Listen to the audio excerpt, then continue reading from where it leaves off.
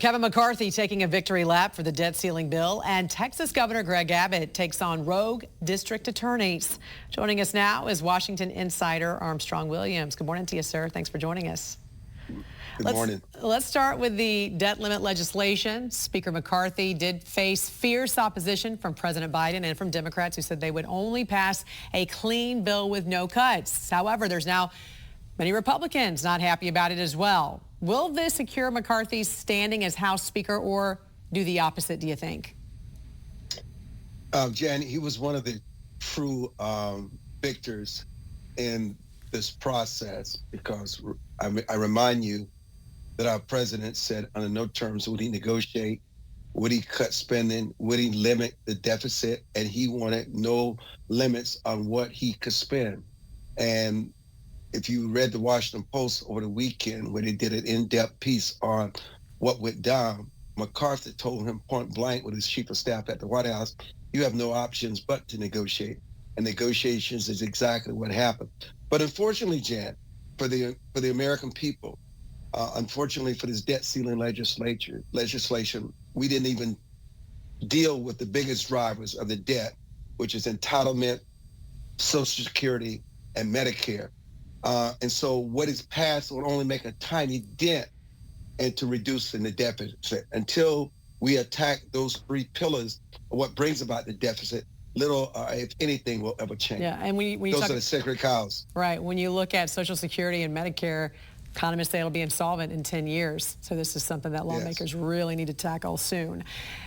Armstrong, there are district attorneys who refuse to prosecute certain crimes because they don't agree with the law, whether it's drug-related or perhaps new abortion provisions. So talk to us about the new legislation in Texas that can remove these rogue prosecutors. Well, Governor Greg Abbott wants these DAs to prosecute the entire classes of crime, not just certain crimes. And he has said to the voters that if you have a rogue DA, you can file a petition. He gives the power back to the people to file the petition. Now, the abortion issue is not as important to many people as the drug-related offenses because it's just really out of hand, and especially when you have the massive crossings of illegals and migrants across the border, it only exacerbates Abbott's problem. And so what he's doing is introducing this legislation to protect the people from this wave of crime, which many of these DAs realize they want to think that it's irrelevant and has less of an impact, and they need to focus on the bigger crimes. But many people are saying when you take care of the small crimes, the big crimes in and of itself takes care of itself. Armstrong, this year marked a significant moment for the U.S. Army Special Operations Command. For the first time since 9/11, no new names were added to its memorial wall.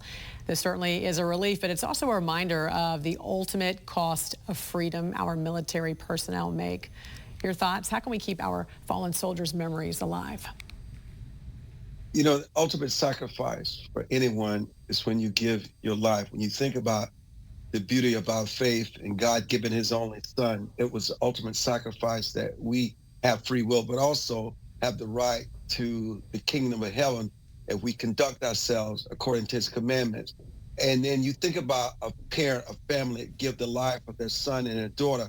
And this memorial, Jan, which bears 1,242 names of soldiers who have died in combat since its establishment, and of the names on that wall, Jan, 377 have been added since the global war on terrorism. And think about it, this year alone, not one has died. So it tells us that we've gotten good in certain areas of what we do, that lives have been protected and lives have been saved. And also, families don't have to get that call to 4:37 or 2 o'clock in the morning on a Friday afternoon and say, hey, we lost your loved one. And so for a family not receiving that call in 2023 is a big deal because it tells us that we're doing a better job in protecting the lives of those who are willing to make that sacrifice. Yeah, it really is a miracle. Well said, Armstrong. Yeah. We appreciate you joining us this morning.